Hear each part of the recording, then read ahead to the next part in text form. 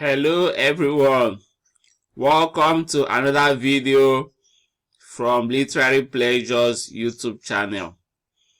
Today's video will be based on a short story by Clara Dillingham Pierson. The title of the story is The Ninth Moth with a Crooked Filler. I really enjoyed reading the short story. But in this video, we'll first start with the author's profile. Then I'll give you a summary, the plot of the story, then the theme and the message from the story.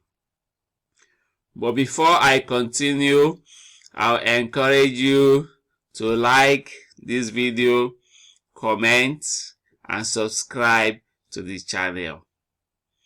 Now, for the story, the author's profile. Clara Dillingham Pierson was born in 1868 and she died in Michigan in 1952. She is an author of children's books and she is an American. She was successful as an author of children's books, and her most popular works involve naturalistic characters. Before she took to writing, she worked as a teacher, and she was trained as a kindergarten teacher. So you see, it was natural for her to write children's books.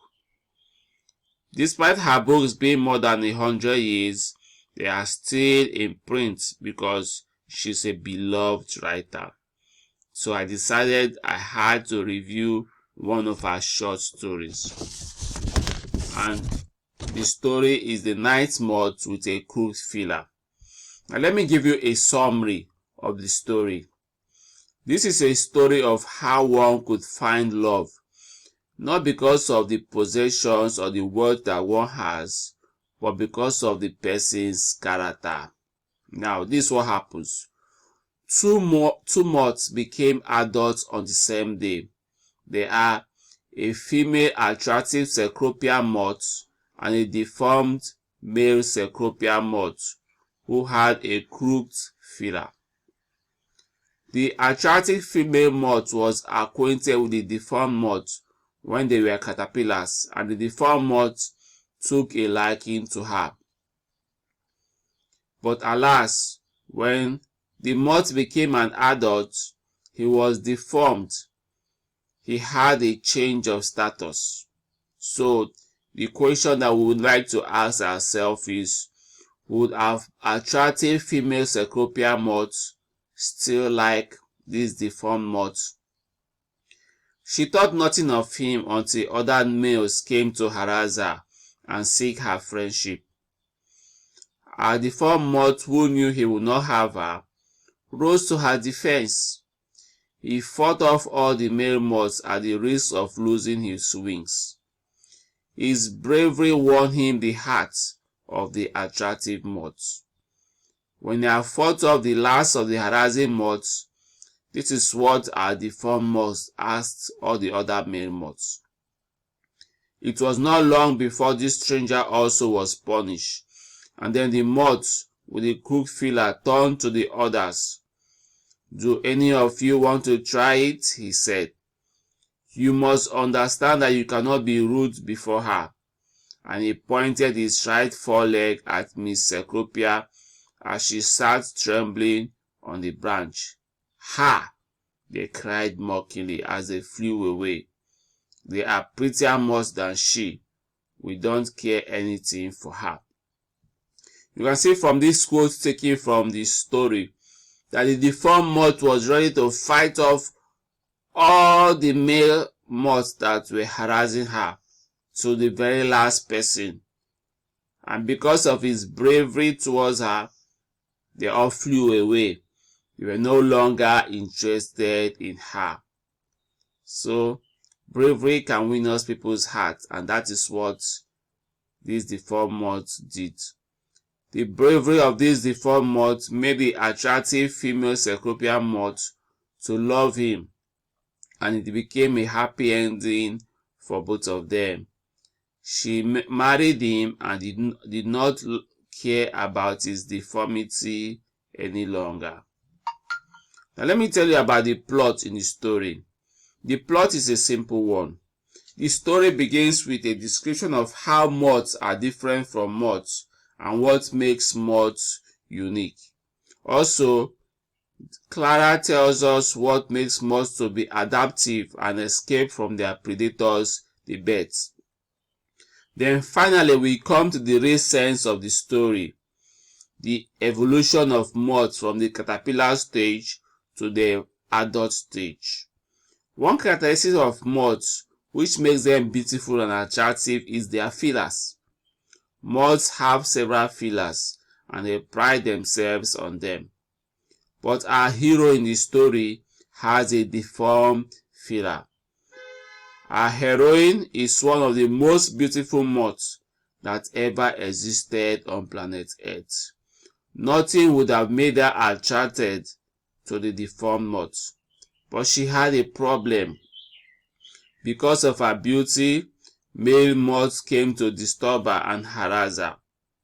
The deformed moth, who did not think she would be attracted to him, but still liked her, came to her rescue. He defended her from harassment.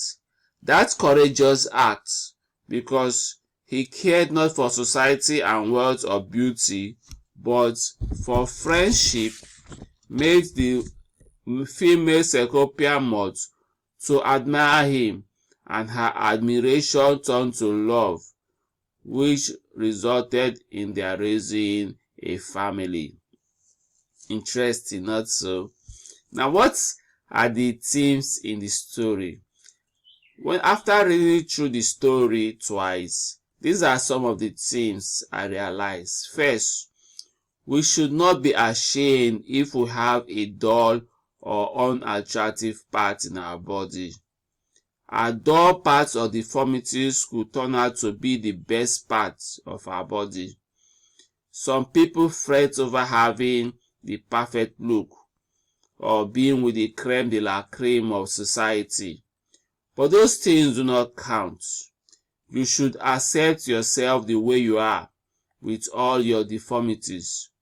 No one has a perfect body, and no one has the best of lives.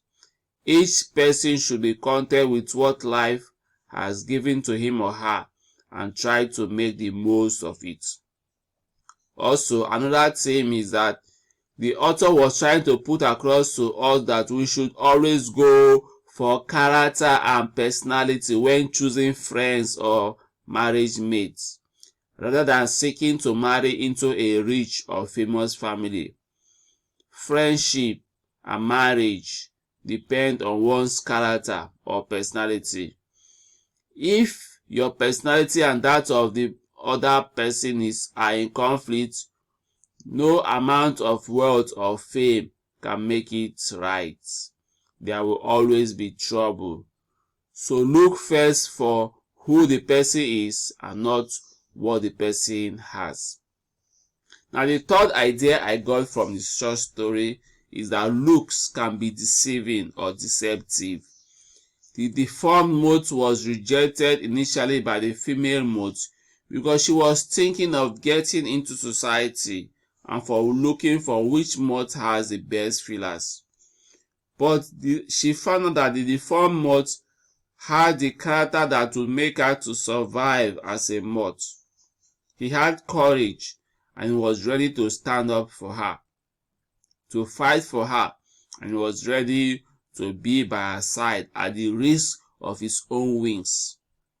That side of him has shown all the deformities he possessed.